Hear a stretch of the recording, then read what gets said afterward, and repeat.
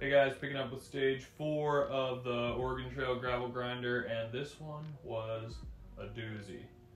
This is the Queen stage, roughly 95 miles with 9,500 feet of climbing, and if I remember from last year, it hurt, especially the last 20 miles. You do most of your climbing in the first half of the race, but then the last half of the race is pretty flat and there's no pedal strokes off. So we did a neutral rollout of camp and then restaged on a side road and then jumped onto a more main road, which was our climb straight up the mountain.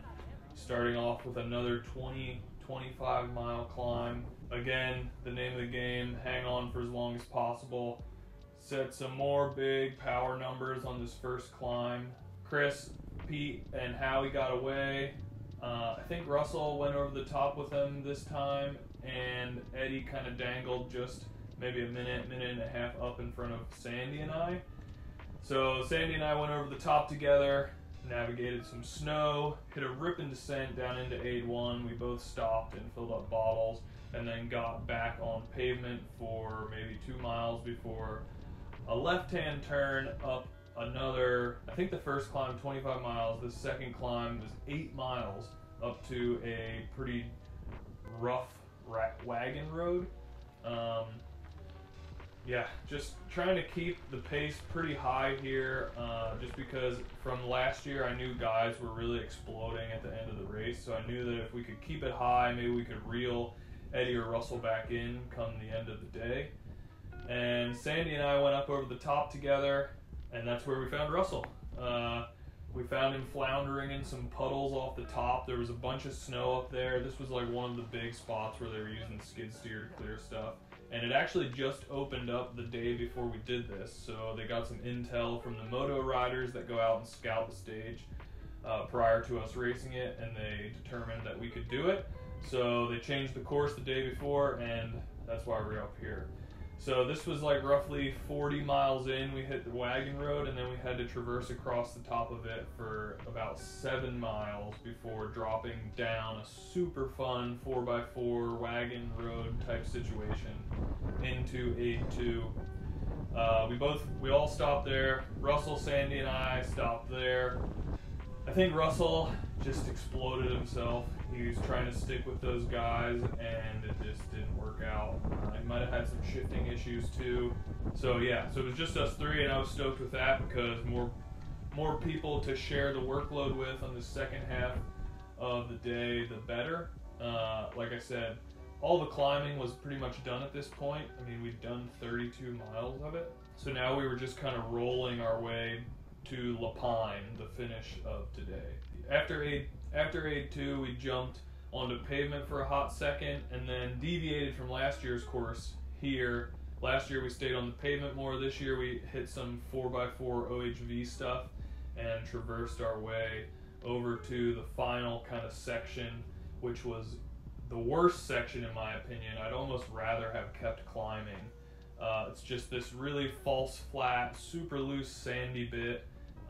It just makes it really hard to put power out, and you find like those really soft holes of sand and you just get thrown offline.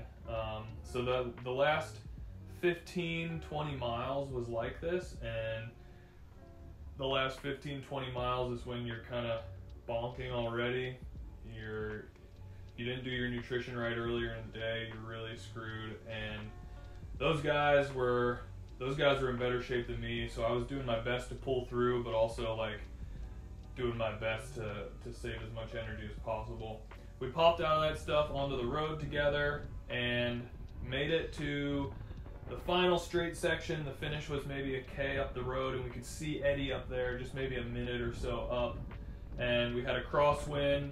I was gripped, I was seeing sideways, and I think as Russell was pulling off the front, there was movement from Sandy behind him, and I was not paying attention. I overlapped wheels and hit the chip seal hard.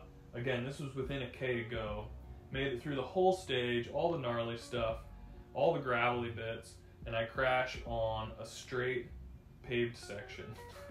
So hit the ground pretty hard, but I picked myself back up, both those guys waited for me, which was super, super nice of them. And then we crossed the line together. I had some pretty good road rash on my arm here, my hip, my knee's still pretty good and opened up. The funny thing is, Russell waited, which was nice of him. With Eddie up the road, that was his competition. After the stage finished, they were only 7 seconds apart in GC, so that meant going into the last day was going to be a bit tougher for those guys. So yeah, I wrapped my knee up with my jersey and finished the stage. Technically, the finishes, the starts and finishes of each day are actually within the route distance. So we usually have a certain amount of distance to travel of neutral each day before we start, and then a certain amount of distance after the finish to get to the actual campground. So we don't race from camp to camp.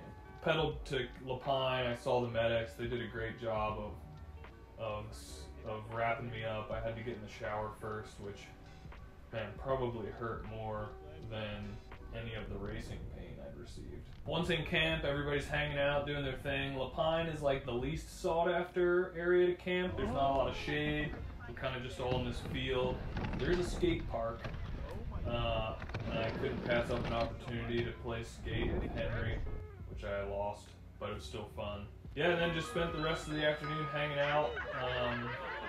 Really not looking forward to getting in the tent with road rash, but luckily the last night of camping. Thanks, and the next day, and that'll be the final day tomorrow, Lapine to Sisters, so we'll pick up with that in the next one.